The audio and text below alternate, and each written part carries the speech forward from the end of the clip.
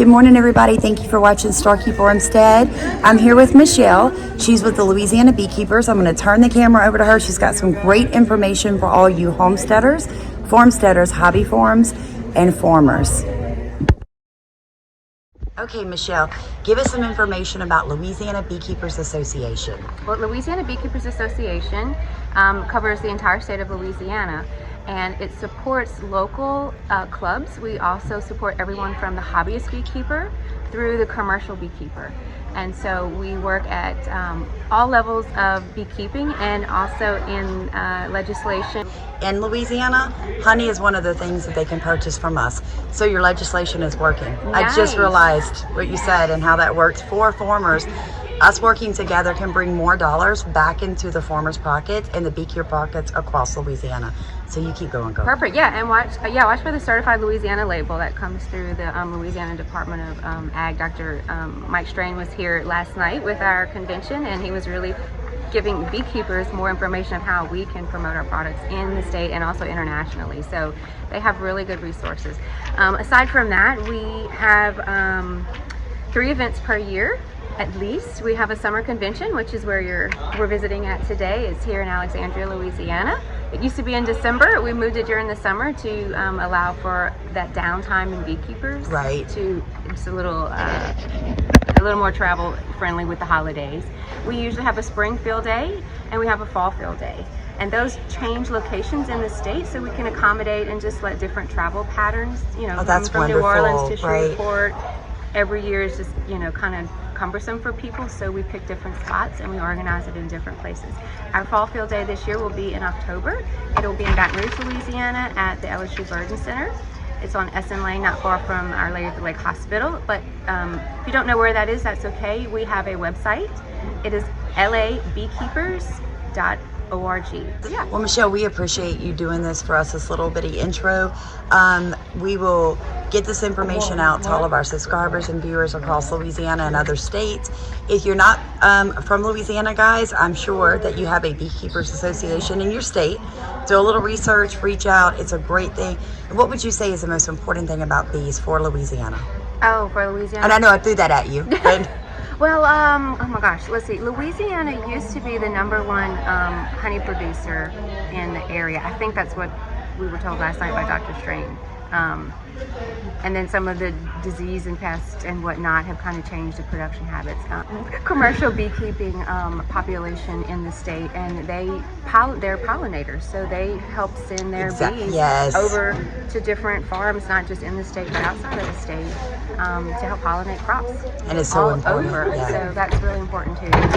That's one of the things, tying back to legislation, is being able to truck to different states, and we have the e-logs now, which, if you're not familiar with that, it's an electronic driver's log.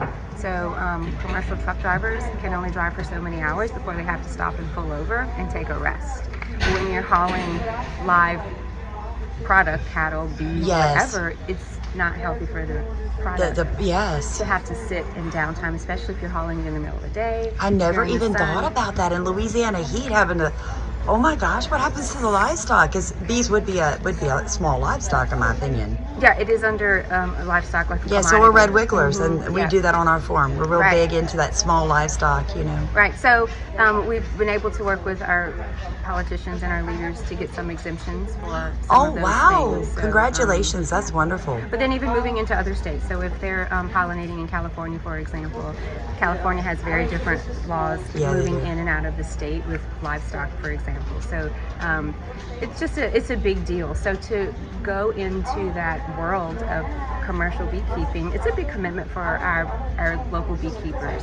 So look at Louisiana coming on the map again. Yeah, so it's not just a hobby and a passion. It's a big, obviously, it's business. It can be very profitable, but it's just a real desire to help the environment. Yes, it is. And produce food, and try to do practices that are in the best interest of the bees, the best interest of business, especially on the commercial side, and then your hobby sides. That's where you kind of branch out to the more customized styles of beekeeping, the organic, the natural, more ethical practices.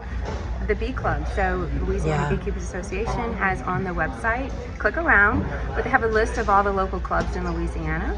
Okay. And so you can kind of find what's closest to you. Some of those clubs have websites as well. Awesome. And so you can click on those websites and they'll give you local resources. Some of them only operate on Facebook, just depending how big and developed the clubs are.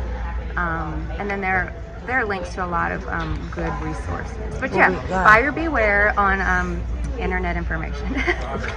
Beware. I like that. Thank you so much for giving us your time, Starkey Farmstead, and all of our viewers and subscribers. You're Appreciate welcome. It. Happy beekeeping. Oh,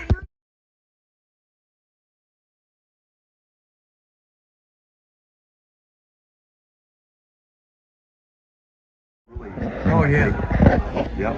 But we he's going to North Carolina. Yeah, we're all going to the Vermiculture Conference there, the 21st Vermiculture in October there in Raleigh, North Carolina.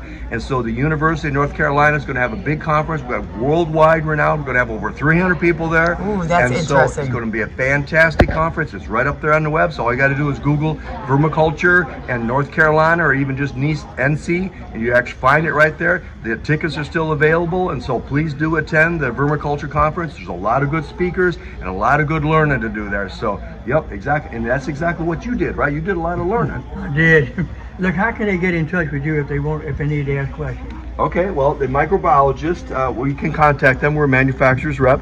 So 248-385-3248. That's our phone number there. So you can text us or call us, whatever.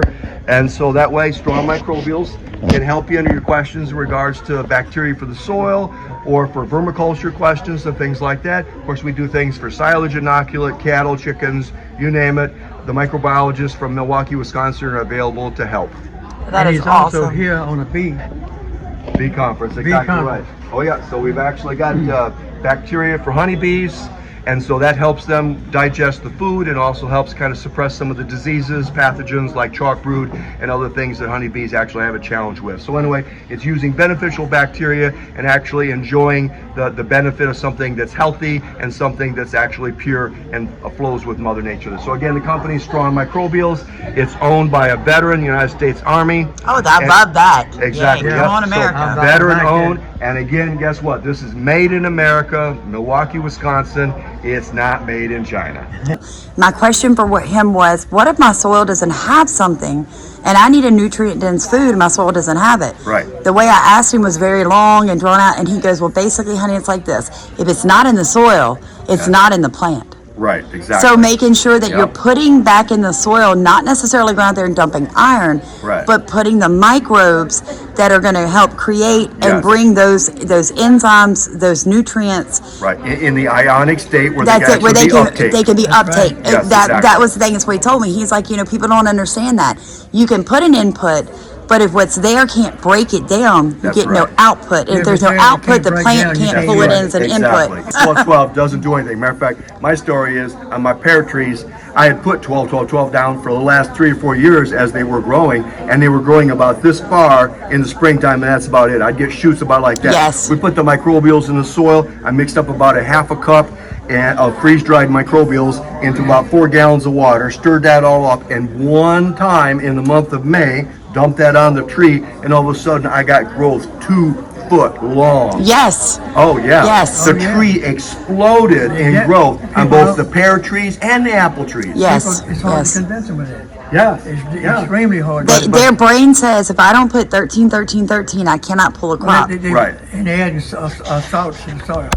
Which is silly. Okay. Very good. It was very nice to They meet sent me you. over. Thank Thank you. you. Bye-bye. Bye-bye.